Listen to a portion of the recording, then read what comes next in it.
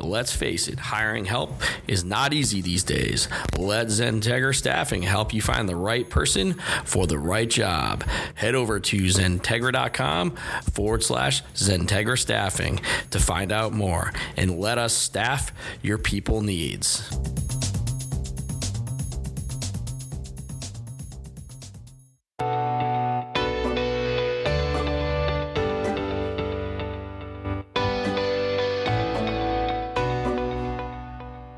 Welcome to another Citrix session with your host, Andy Whiteside and Bill Sutton, your source for all things Citrix. Hello, everyone, and welcome to episode 18 of the Citrix session. I'm your host, Andy Whiteside. We have with me, of course, Bill Sutton, the Director of Services. Bill, how's it going? Going well today, Andy. How about you? Good. You getting caught up from all the projects that have been flying at you? Slowly but surely, yes, sir. A lot of the remediation projects are now in the rearview mirror, though there are still a few that are popping in. But I think the rush is over for now. Most folks have taken it seriously and taken our advice and gotten themselves cleared. And then by remediation project, you're talking about the NetScaler ADC. Yes.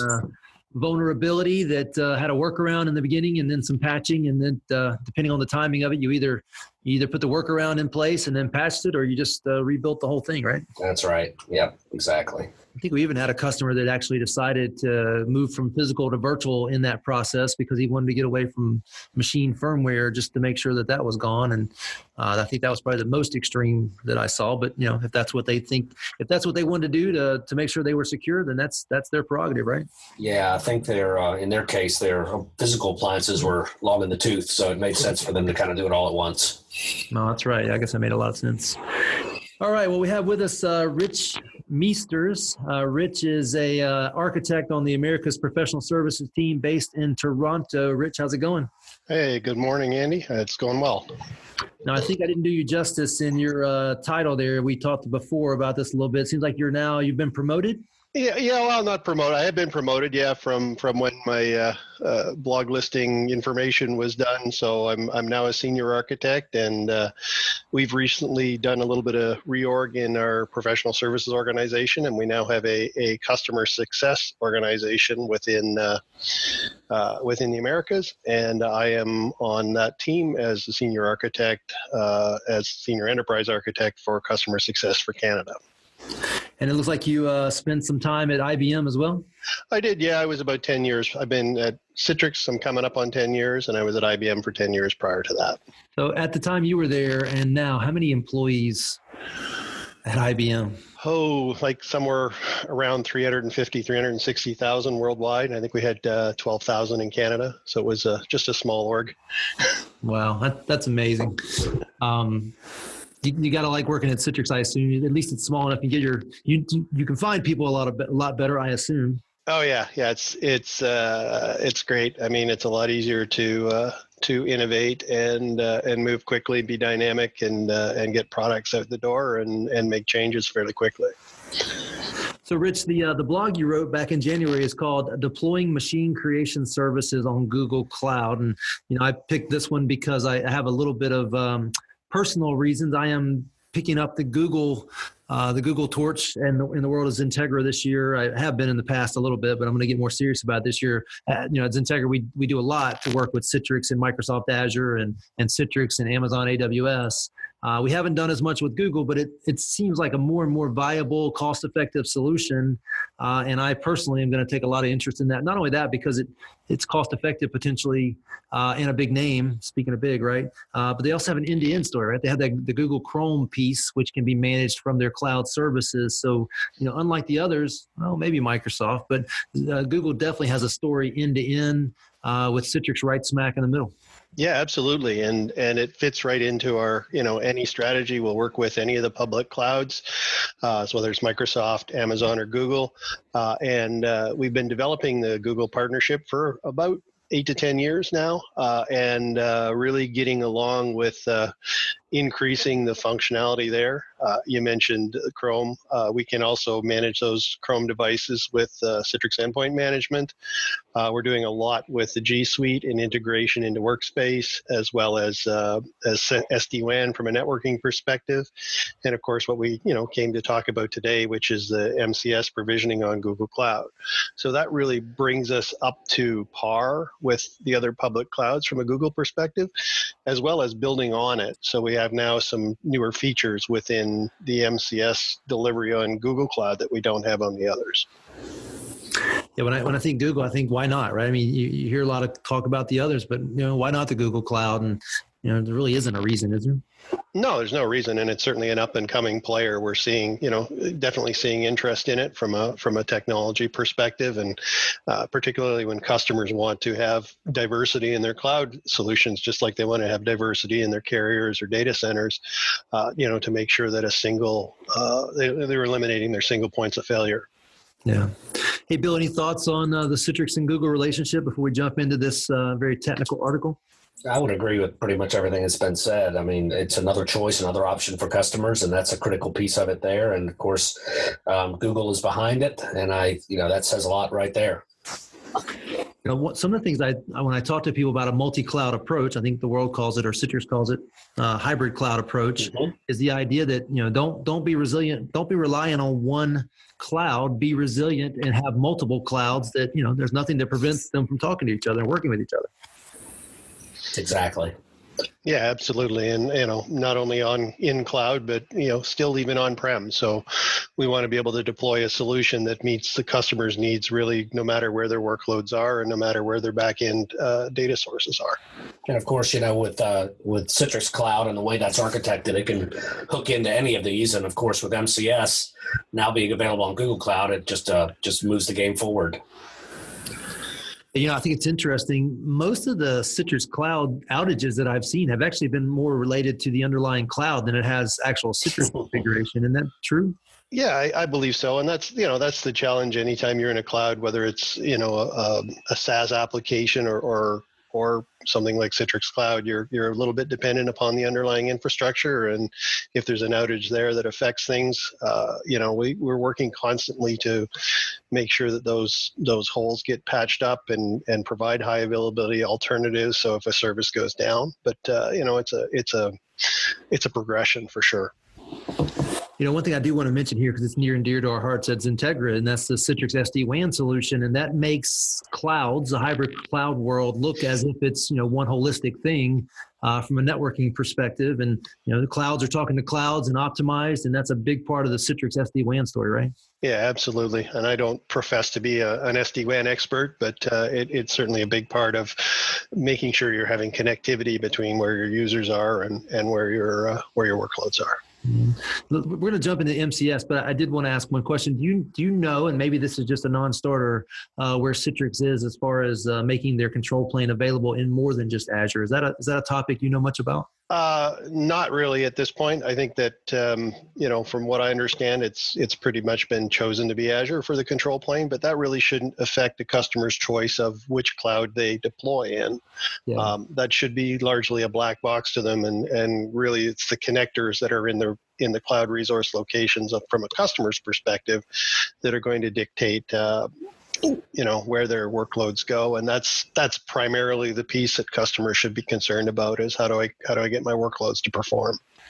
Yeah, I think it's just the elephant you kind of got to address, but you're right? I mean, it's a cloud service. If it's architected properly on the Citrix side within Azure, it's just another service, and where it's hosted, well, you really don't need to care, right? Correct. Yeah. Yeah. Okay. Well, let's jump into the article here. I know we've kind of covered the first two paragraphs here and talked about the relationship between Citrix and Google. It's been about how long since so when this first happened, the big missing gap was the inability to use machine creation services within GCP. How long has it been since Citrix had the ability to broker to Google Cloud? It's been about 2 years, I think, since we've had the ability to broker to Citrix Cloud. MCS was introduced formally at Synergy last year in 2019, and we started a bit of a white glove program with some customers to work through developing it. At that time, there was no GUI interface, so everything had pretty much had to be done from a PowerShell perspective. So with this announcement that just came out at the beginning of this year, what we've done is really added in that GUI piece in Cloud Studio to allow customers to fully deploy MCS in their Google Cloud environments.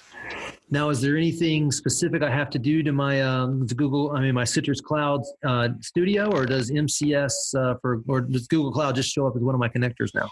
But really, yeah, it shows up as a connector option, and there's a few things you have to do to prepare to make that connection. But similar to any on-prem or public cloud environment, if you want to use MCS and you want to be able to power control and create and delete machines, you need to create that hosting connection in Cloud Studio. And it's really that simple. There's no additional plugin that has to be installed. It's going to show up in the studio natively? Correct. Yeah, it just shows up in Cloud Studio. So you go in, and when you create your hosting connection, you can select Google as an option. And Google Cloud specifically, right? There is no Google data center, right? It's all right. Google Cloud, yeah. Yeah. Hey, I guess maybe since we've got the article up here on our screens, at least, maybe we can just walk through these 3 steps and cover any additional detail you want to cover. Sure. And just before we do that, I did want to mention, so one of the things we've done with MCS in Google Cloud that's really new and differentiating from the other cloud platforms is we've now added the ability with the MCS deployment in Google Cloud. It works off of a template. So it works off both the machine that you create, the snapshot that you create, which is specific information for your workload, as well as a template. And what that really enables us to do is add new features to MCS that would have previously required some sort of redevelopment of the MCS code. So with the template, we're getting a whole bunch of information now. We get labels and tags, descriptions, firewall settings, service account properties, CPU and GPU configurations that are applied at the template level. And tags is one of those things that we've had a lot of customers looking to do because they want to be able to tag their MCS VMs for chargeback and cost control. And that's now available natively with the MCS on GCP platform. Okay. Well, you've got it laid out here, right? Number one, prepare the Google Cloud Platform for MCS, that enable the APIs, create a service account. Right? Number one. Number 2, create MCS on Google Cloud hosting connection. Same thing we've been doing for a while. And then preparing the master image. Let's walk through each of these section by section. So preparing the Google Cloud for MCS. Yeah, and as it says in the blog, there's really 2 steps here. Like one is to just get the APIs set up. So make sure that the correct APIs are set up in the Google Cloud Platform, and then create the service accounts that have the appropriate rights. So there's really, in our school of thought, 2 ways to do service accounts. You can do like a full project scope, or you can start to narrow that scope down. And what we've covered in the blog is really the most basic one, which is the full project scope. That's what we would prefer to see customers do, dedicate a project to their Citrix deployment, and then just give the hosting connection permissions across the entire project. And that's the easiest way to do it. It's simple, it's clean, and it largely makes the most sense. Where we tend to run into issues is if customers want to deploy multiple workloads within the same project, and then you run into some issues around what permissions you're giving MCS to create and destroy machines. So it's pretty straightforward. We have to go in and enable some of the APIs, specifically the Compute Engine API, the Cloud Resource Management API, the Identity and Access Management API, and the Cloud Build API. And often those are already set by default, but it's just a little bit of making sure that those have been configured correctly in your Google Cloud Platform project. And Rich, help me understand, project in terms of, let's say in terms of Azure, right? We have our tenant, we have our instance. The project will be similar to a tenant, or what does that translate? Project would be similar to a subscription in the context of Azure. So Okay. this is really kind of from what I'm gathering here. I've been involved in a couple of projects with Azure. This is really about defining the appropriate level of permission for that project, right? So you don't want to have. I think your point here is, if I'm understanding correctly, is that you don't want to have your MCS workloads in the same project as other infrastructure elements, where the customer might push back on MCS having full rights to that project. So you basically split them out, right? Right, exactly. Yeah. So we tend to, when we go out and design with our customers, one of the things we try and move them towards is, whether it's Azure or Google, it's having that container, that project, or that subscription dedicated to that workload. Right. And that way it's no fuss, no muss, or no fuss, no mess. It's MCS has to be able to create machines, link them to networks, delete machines, power things on and power things off, as its fundamental set. And if you give it that right across the subscription or the project, in Google's case, it just becomes much easier to manage, much easier to secure. You're not worried about the potential of it affecting another workload. And much easier to get the customer to agree to it. Yeah, it's kind of like, in the on-prem side of things, where we generally recommend that, you put your workloads in a dedicated VMware cluster or something like that. Yeah. Same sort of idea. Yeah. Yeah, I think that's an interesting conversation, because I just had that conversation this morning with a customer around Nutanix, and they need to buy a Nutanix cluster for their infrastructure and their VDI environment. And my comment was, you should always separate those two. Well, of course, in a world where you're buying hardware, that's expensive. But in the world where it's the cloud, it's so much more doable to follow that recommended practice. Yeah, and the cool thing here is there isn't really a cost to deploying multiple projects. It's really just a boundary, right? So there's no specific cost. There's a few things technically you have to set up to make sure your virtual networking can talk across across cloud project boundaries. But beyond that, it's pretty straightforward. There's no additional cost to deploying it. But Rich, it looks like from your write-up here, there's a dashboard way of doing this, a GUI way to do it, as well as some type of shell.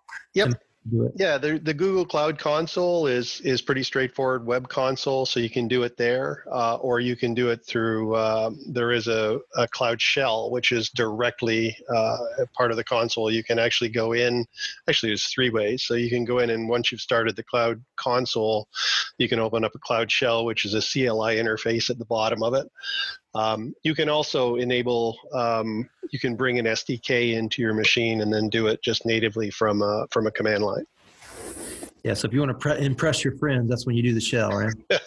Yeah, and it enables, as we have the stuff here in the blog, you can literally cut and paste, the four commands to enable the APIs out, drop them right into your Cloud Shell, and away you go. You don't have to spend a lot of time messing around with finding things in the GUI.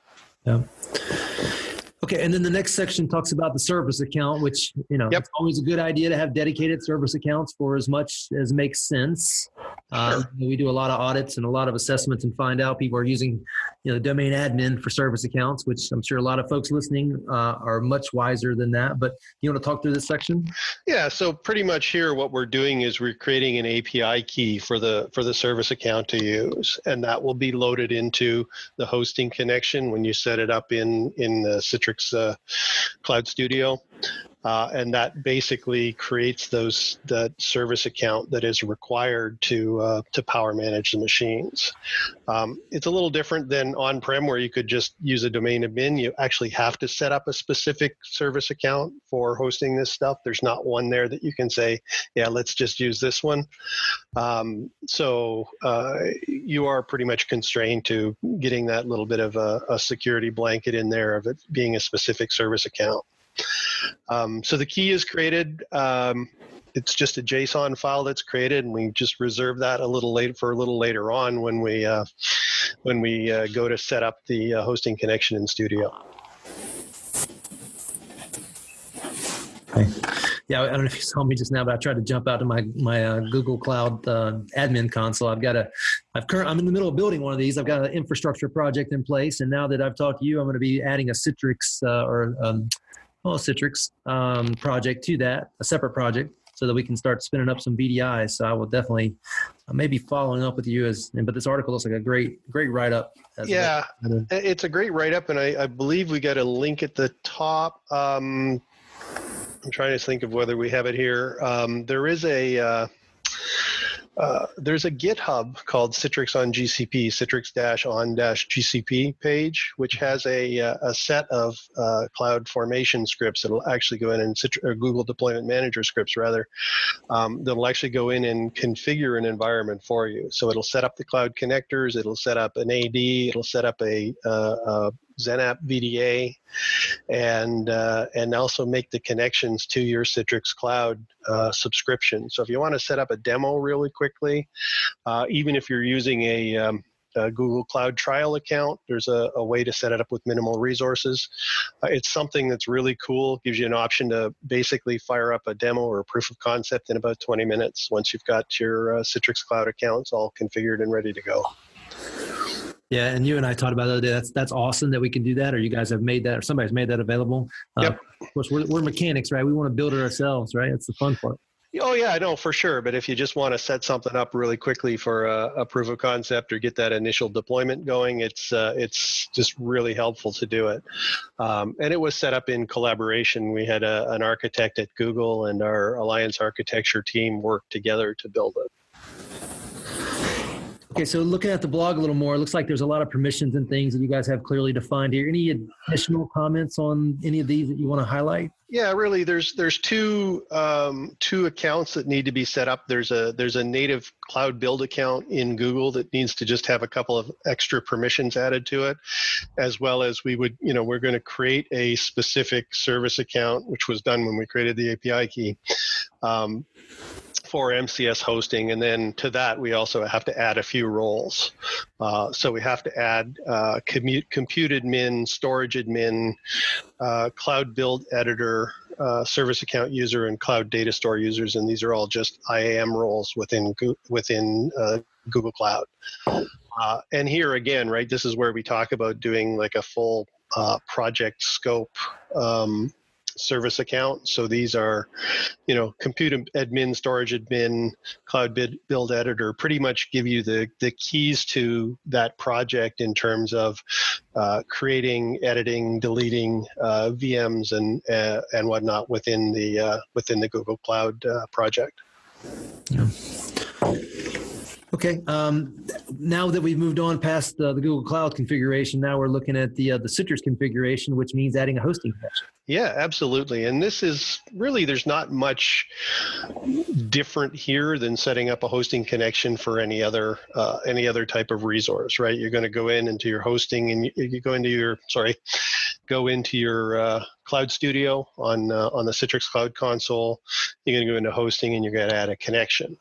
The big differences here are we're going to obviously set the connection type to Google Cloud Platform, and then we're going to import that JSON key that we created, which is going to give us most of the connection configuration information.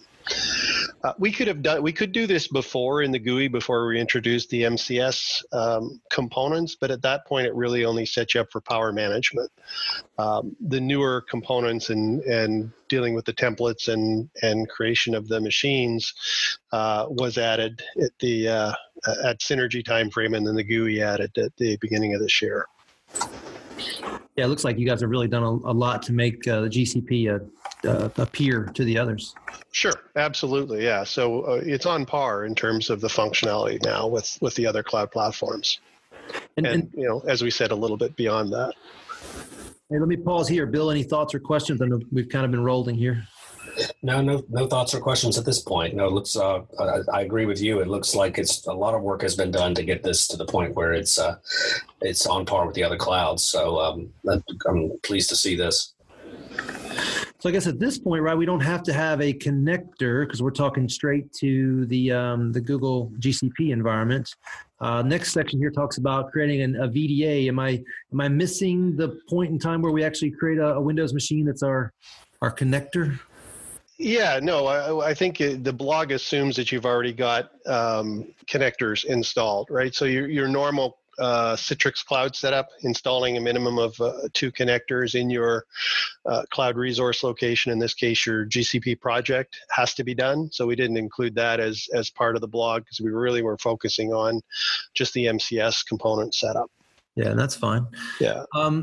Rich, where would you put those? Would you put those in your VDI project or your infrastructure project?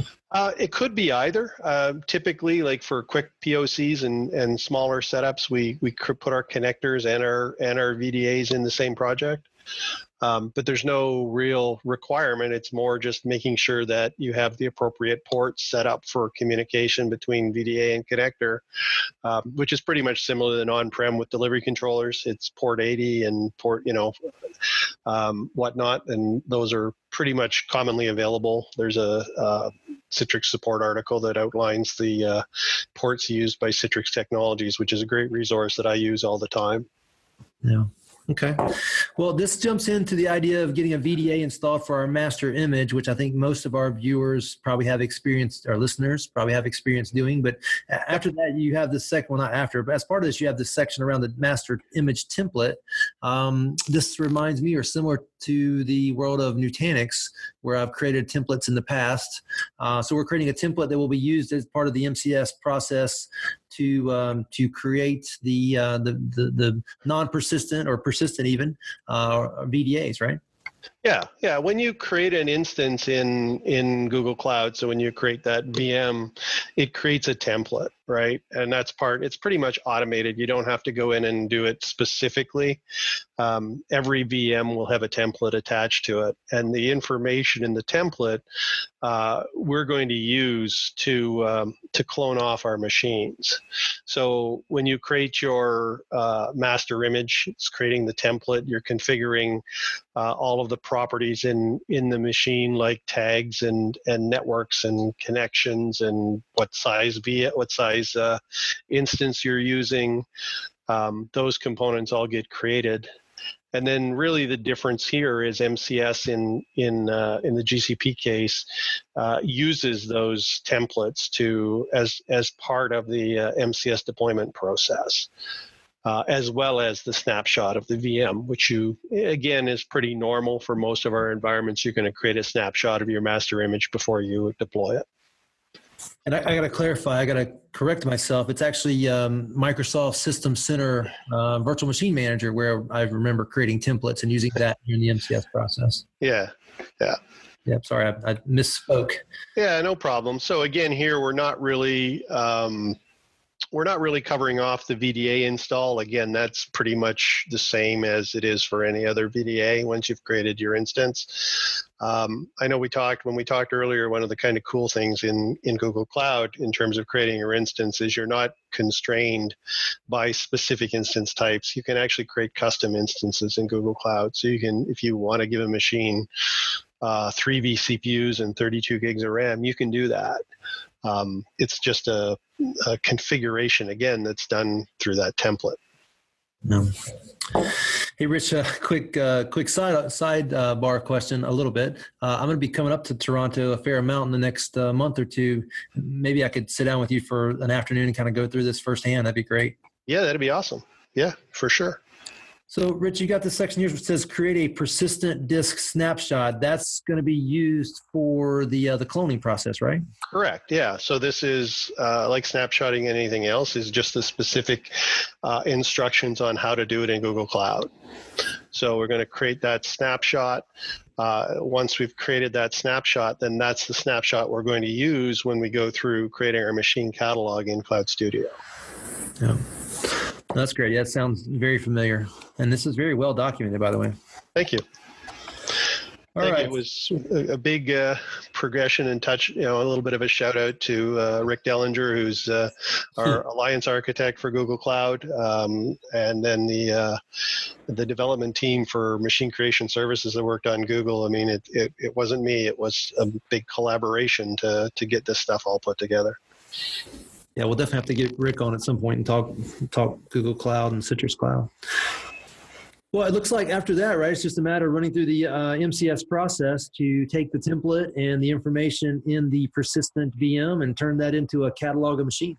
Yeah, absolutely. At that point, once that hosting connection is created, once you've created your snapshot, it's the same process as it would be for any other deployment of any, to any platform. So I'm curious, for a non-persistent machine, and this may be in here, and I apologize if it is, does it, when the user shuts it down or when an administrator shuts it down, does it remove the VM object like it does in some of the other clouds, or does the object still stay there? I'll be honest, I'm not 100% sure on that one. I know that we've done that in Azure to save some costs, so I presume we have here, but I would have to double check on that. Yeah, I was just curious. That's fine. Hey, This Bill, is exceedingly detailed. I will. It's a great to have this level of detail in the blog. That'll help people get through the process pretty quickly. Yeah, and I think, kind of the next steps on the blog here, we'd like to do one, or at least a stub blog off of this that outlines if you want to create your service accounts with more specific security around them for customers that do end up with multiple workloads in the same project. So that's something that I'm looking to do in the near future. I'm not going to promise when, but something that I will start to work on. Hey, Bill, I'd like to clarify something here, right? So in the blog, Rich uses the term persistent, and we usually call that base machine, kind of the monolithic or base VM. I think Rich used the term persistent, which is probably going to throw people off because that's what we think about in terms of the differentiating disk not getting replaced. I would be shocked if we can't do the differential disk replacement like for a non-persistent image. But Rich, maybe that's something you can spin up in your lab and report back to us on. Yeah, no, I mean, we can definitely do non-persistent imaging. I think it's just terminology here, right? So it's the persistent disk of the master. It's the persistent VM disk for the master image, right? The persistent in terms of it persisting in Google Cloud, because I think they use similar terminology, but just use it for different meanings. So it's a persistent disk snapshot from a Google Cloud perspective, but it has nothing really to do with persistent versus non-persistent from an MCS perspective. That's it. Yeah. So just to clarify, Rich, you can do persistent and non-persistent as part of a catalog in GCP, right? Absolutely. Yep. And you can do XenApp machines. You can do now Windows client with a bring your own license. Those have to be on a sole tenant node in GCP, much as in AWS, just to deal with Microsoft's EULA. But yeah, you have the full capability like you do in the other clouds. So Rich, this is great. A question for you: Why are people telling you that they're evaluating GCP for their virtual app and desktop workloads with Citrix? Is there a certain story that you're hearing over and over again, or is it just because they want to learn?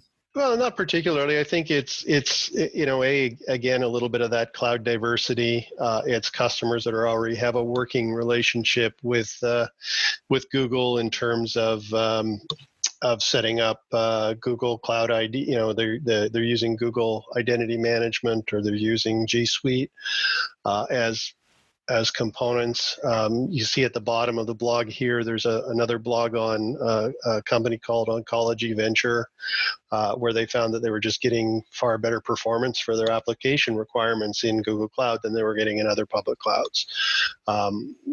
Using specific features of Google for oncology research, and that obviously points them towards marrying that with Google Cloud and the advantages of application deployment via Citrix. No, that's great. I'm excited about this. XenTegra is a cloud-first company. We just happen to grow up at the right time in the right place, and as I pointed out earlier, I'm going to be the Google Cloud champion internally to go along with our Azure and AWS champions. And it's a hybrid cloud world. And one of the things, and you mentioned it briefly just now, might just be cost, right? I mean, keeping the cloud providers aware that they're not the only option, and that your cost options are there, and just doing due diligence, really. Yeah, and one of the things that we did our talks last year at Google Cloud Next and at Citrix Synergy, Google has has an automatic discounting mechanism. So they discount based on utilization first, and then you can reserve instances as well. So they go, again, a little bit further in that space than I'm familiar with the other cloud platforms. But yeah, I mean, I think it'll be great working with you guys, and I look forward to talking to you about future Google Cloud projects with XenTegra. Yeah, no worries. I'm definitely going to be reaching out. Bill, any other thoughts before we adjourn here? None from me. No, this has been great. Hey, Rich, we'll have to have you back on, talk about some more Citrix and any other technologies that you are responsible for at Citrix? Not particularly. I'm a bit of a cloud generalist. I work with all the cloud stuff. We're obviously pushing now into the workspace intelligence features and starting some white gloves there and getting customers moving on that. I think that's a really interesting area of technology that's moving forward. And again, with Google Cloud, we've got a lot of the G Suite stuff already hooked up in that, and the Google Cloud Identity, so we can do micro apps there. But I work with any cloud and just try and promote this to our customers and get them moving in the right direction. Yeah, that's awesome. Well, guys, I appreciate it. This has been enlightening for me, and I'm excited, and I can't wait to get out. And I got to go back in my GCP environment and turn my domain controller, my domain controller, and my connector back on. Get those guys up and synced and ready to go, and then I'm going to spin up a project to spin up some VDIs. I'm excited. Awesome. Great talking to you both. All right, thank you very much, guys. Well, everyone, that's the end of this episode, and hopefully you enjoyed it. Feel free to provide feedback, and we'll have Rich on again.